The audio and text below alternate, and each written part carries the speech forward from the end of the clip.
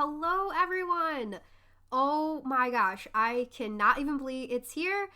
Here we are, the very first episode of Owning Your Sexual Self, a podcast by myself, Rachel Maine, CEO of Wellness Expertise. Oh my gosh. Okay, first and foremost, I wanted to start off this very first episode just sharing with you guys about my journey about being basically where I am today. I gotta tell you, I did not grow up thinking that one day I was gonna be a sex therapist. I never in a million years imagined that I would have a podcast one day. And it is so wild to be able to look back at the path that got me here today. So thank you so much for tuning in and listening today. I'm just still in shock right now, honestly. So this all started when I was just a little undergraduate student in her late teenage years, going to Wayne State University to get my bachelor's degree in social work. During this time, I did an internship at First Step, which was a domestic and sexual violence shelter here in Wayne County, Michigan. During this time, I was able to work on the crisis line for survivors of domestic and sexual assault, as well as be a sexual health advocate. This was one of my most favorite jobs that I've ever been, which might sound a little bit weird because it is a very sad thing to have as a job, or to do as a job rather, but the reward of it and being able to be with that person in that moment, the most probably life-changing moment that they're going to experience, being able to provide them the resources and the advocacy that they need to get through that it's just an incredible feeling that I really can't explain. So I worked at First Step for a few years, and this was really my first time kind of delving into the world of sexual health and sexual wellness. This is where I was able to go through so much education on how to specifically talk with survivors of sexual abuse and being able to, like I said, provide them that advocacy and resource, but really also just be a supportive person to them. It was quite an awesome opportunity. I will say though, my journey here, although I learned so much, I knew that there was something bigger and better out there for me. It was maybe 2 years in after working at First Step that I went on and accepted a position at the University of Michigan Medical Center. This was a very intro level job. It had nothing to do with sex. I was actually an advocate for environmental services, which was basically entailed me going to room and asking all the patients if they felt like their room was always clean. I was working, making sure that people were happy with the cleanliness of their room and customer service and all that jazz. Again, nothing at all to do with sex by any means at all. However, I knew that this was an entry-level job and that I wanted to work in the medical field. I wanted to eventually get into ER social work.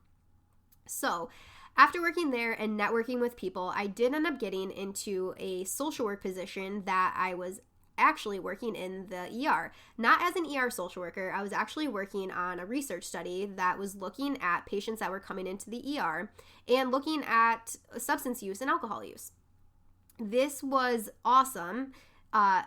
This was super cool. This allowed me to further my skills in what is a technique called motivational interviewing, which is something that I actually am able to now use in my sex therapy practice that I currently work in. So all of the pieces to the puzzle, I swear they come together eventually. It's a long journey, and it's awesome to be able to look back and see how every step of the way it's all kind of come together.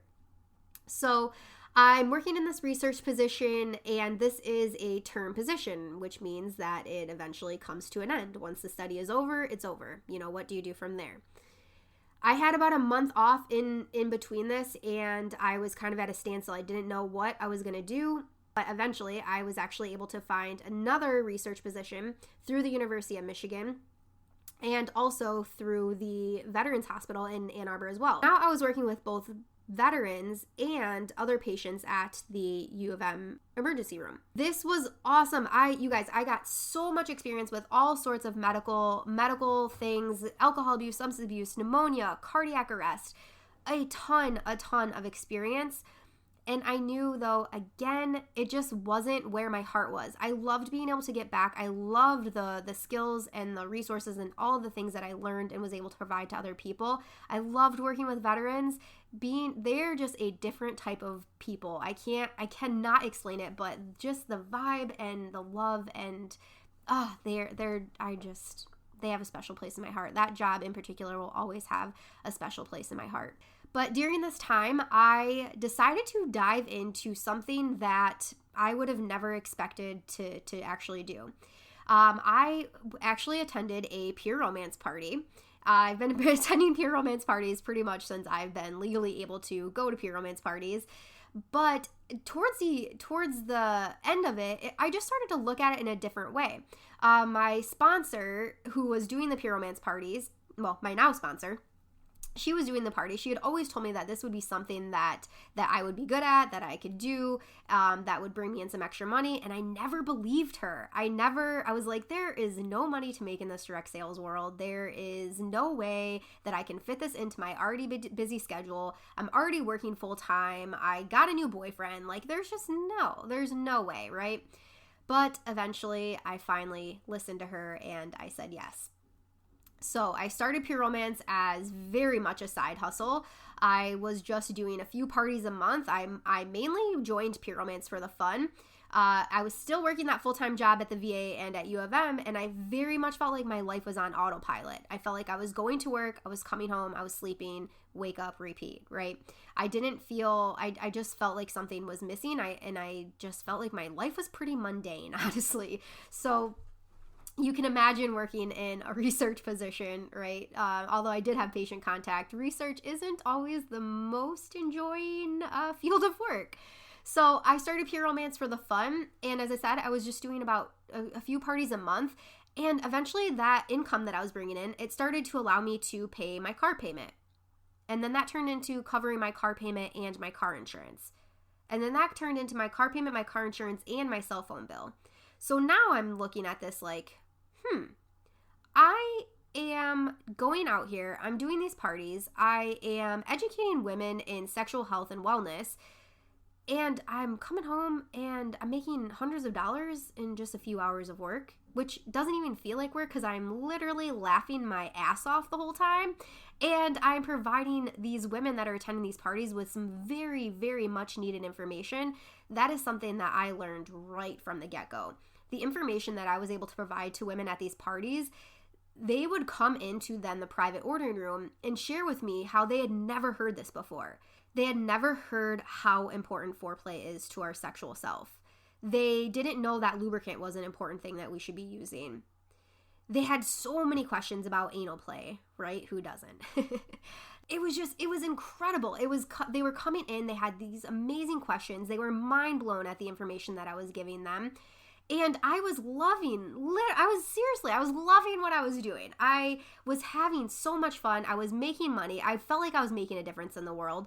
And so eventually, this Peer Romance business, this thing that I was like, okay, yeah, whatever, I guess I'll start it.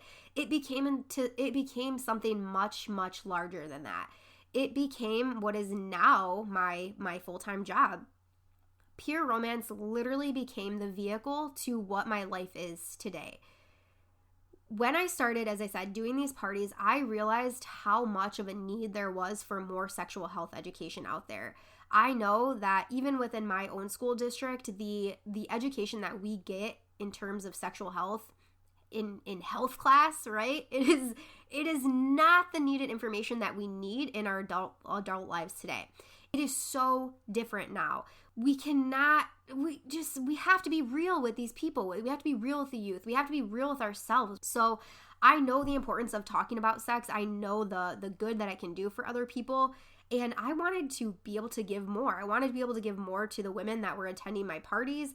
I wanted to be able to give more to the team that I started to build within the company, at our meetings, at different trainings and things that we were going to. I wanted more. And so that's when I stumbled upon the Sex Therapy and Sexuality Education Certificate at the University of Michigan.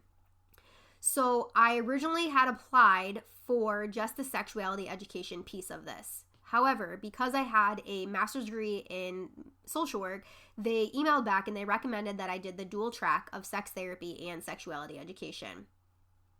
I cannot tell you how grateful I am that they emailed back and suggested that I do that. This opened the door to something I never thought I would do, right? So I went, this program was about a year long, and I met some of the most amazing people in my life. Even still today, I'm still connected with them. I've met women in working as midwives. I've met gynecologists. I've met other sex therapists. I've met other sexuality counselors, all sorts of people working within the sexual health field in all different sorts of ways. It was an amazing, amazing network program, and also the education that I got from this was incredible. However, I have to say, when I left this program, my biggest takeaway was how much there was still for me to learn when it came to sexual health.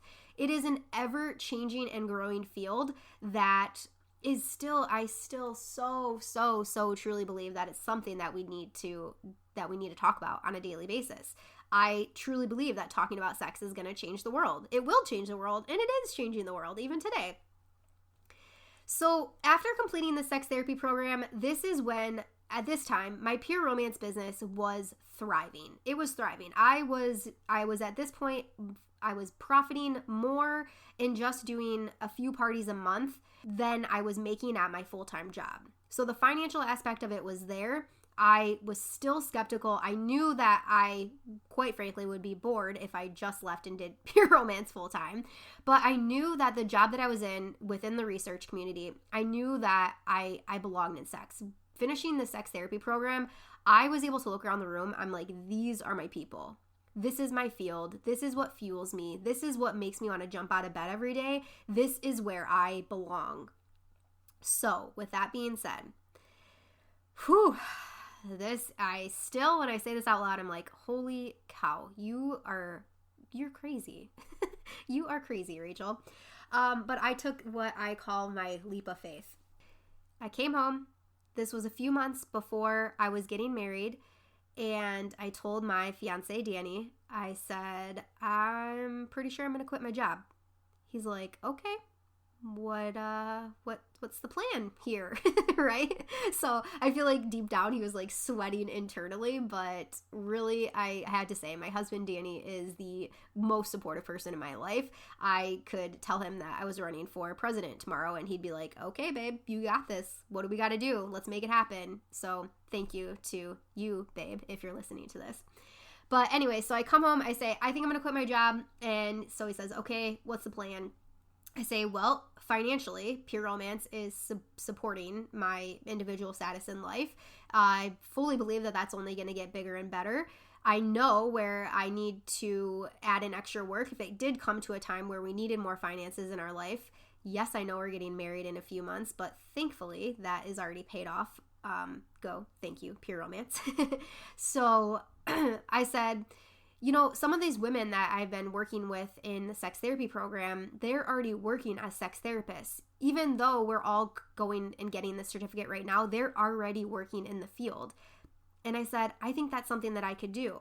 I'm looking back at my work when I was working in the ER, and when I got to do that motivational interviewing with patients, it was very brief work that I was doing with them. And I always thought, gosh, I only get 30 minutes with this patient. What could I do? How could I change their life if I got to see them again and again and again, much like you would in a therapy practice?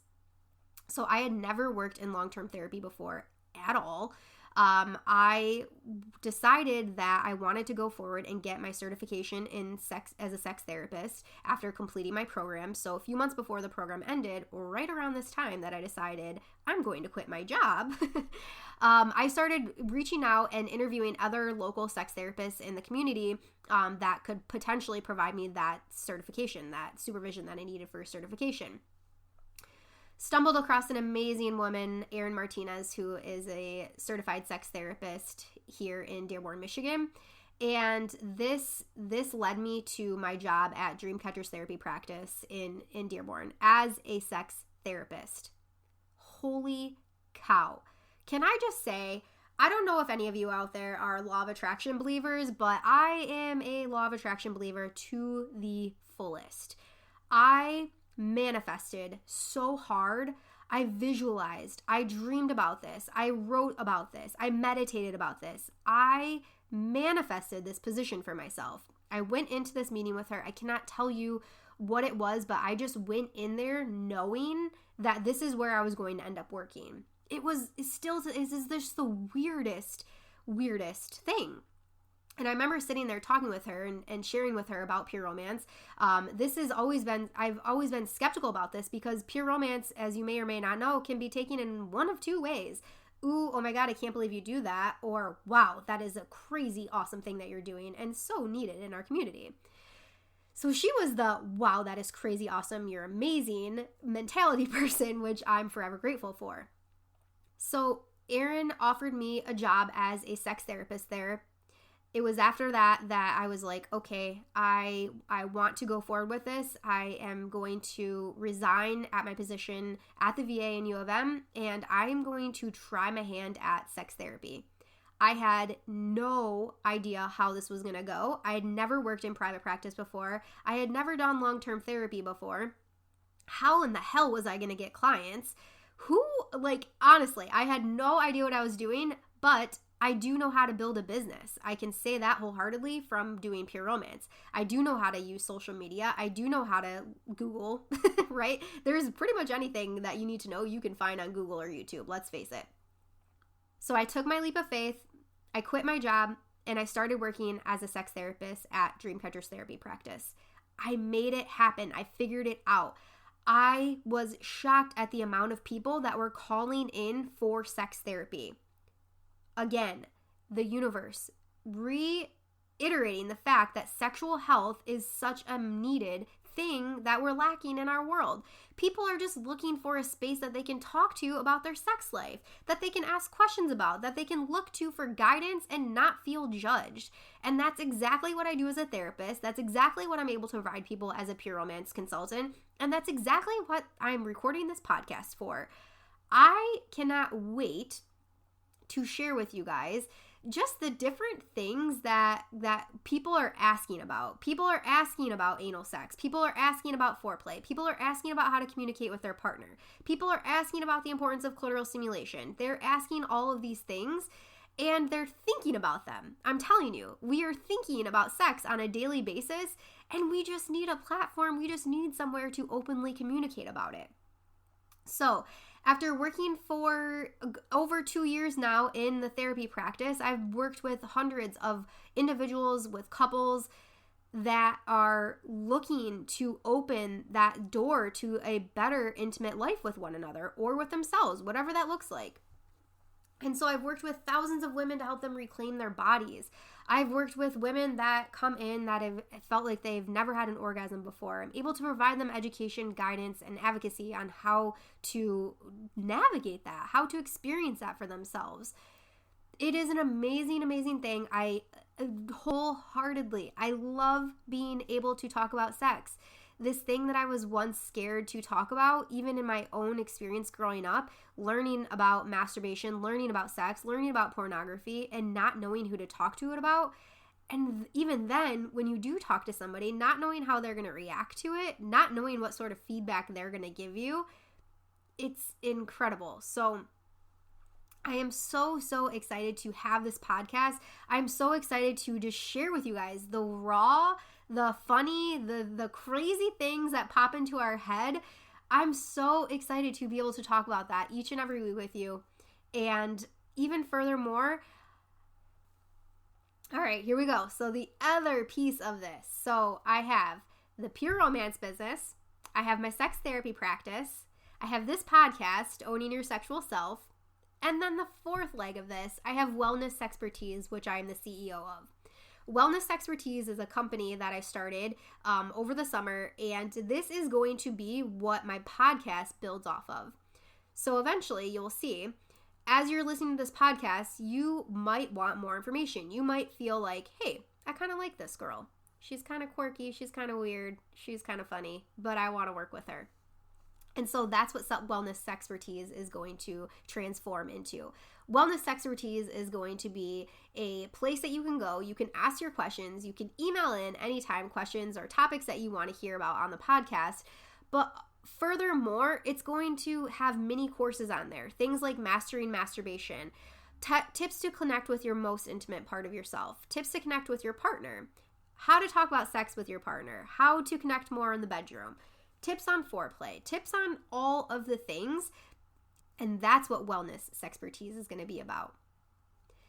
So thank you so much for listening to this very first episode. Again, I just want to say I never in a million years imagined that I would be doing what I am right in this very moment, recording this podcast, let alone recording a podcast that's going to be talking about sex. It is just freaking incredible. So I'm super excited to continue this with you guys. We'll be launching an episode every Monday because Monday is my favorite day of the week. And as always, you're welcome to email in any questions, topics, anything that you want, comments. I appreciate that. Email is wellnesssexpertise@gmail.com. All the info is going to be in the show notes. But again, thank you so much for listening. I cannot wait to get this journey started with you guys, and I'll talk to you next week.